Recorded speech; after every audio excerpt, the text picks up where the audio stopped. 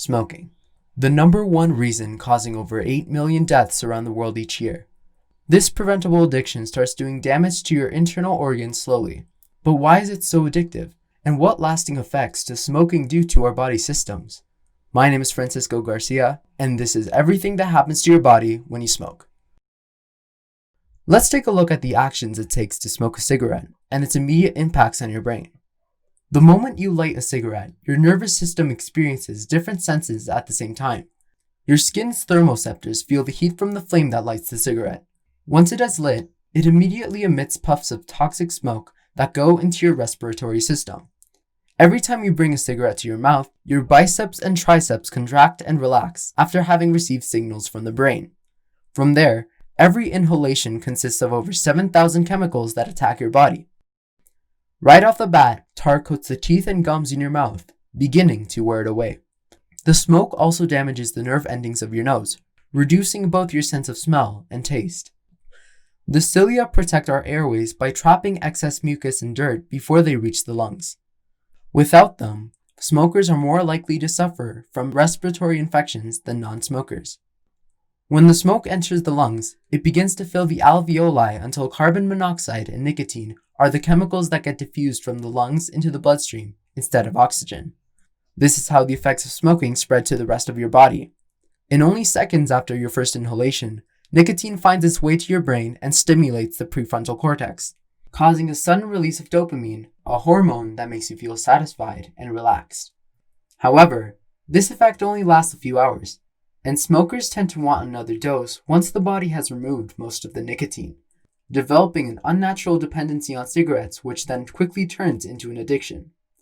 The rest of the chemicals traveling in the circulatory system cause a thinning and damaging of blood vessels, which can increase the risk of heart-related and cerebrovascular diseases. Since blood flow all around your body is restricted, other systems that rely on the nutrients and oxygen from the blood begin to work less efficiently or can even lose their function for the time being. The reproductive system in both men and women is one of these cases, becoming unable to give or receive a new life. Another example includes the skin, which is considered to be our largest organ. Smoking affects the skin due to carbon monoxide replacing the oxygen in blood cells, causing less oxygen to reach the skin. Oxygen keeps skin looking healthy and youthful. However, a smoker's skin becomes grayer in color and ages rapidly, which increases the risk of premature facial wrinkles. Although smoking is known to cause lung cancer, it can actually increase the risk of suffering from all of these diseases and conditions. This list includes several types of cancers, as well as diabetes and many other disorders. For the purpose of this assignment, I'm going to take a look at which technological method is best at detecting lung cancer. According to this infographic, there are 3 different types of imaging tests that can be used to detect cancer in general: X-rays, CT scans, and PET scans.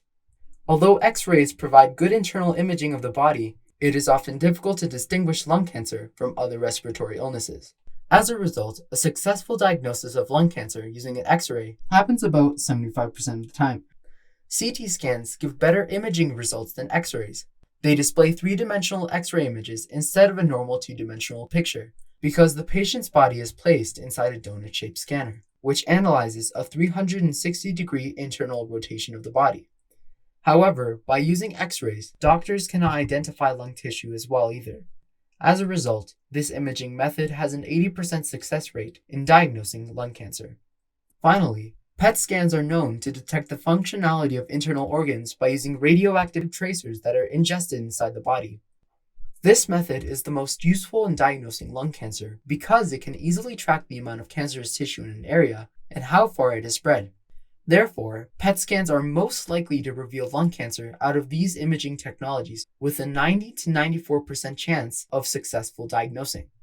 Now that you know the long-term effects of smoking, and if you're currently a smoker that wants out, I'll leave a link in the description of this video so that you can check out different mobile apps that provide the best help on quitting this habit. And if you keep falling again, the best advice is to never give in and keep pushing forward. Bad habits can be broken, no matter how far you're stuck in them.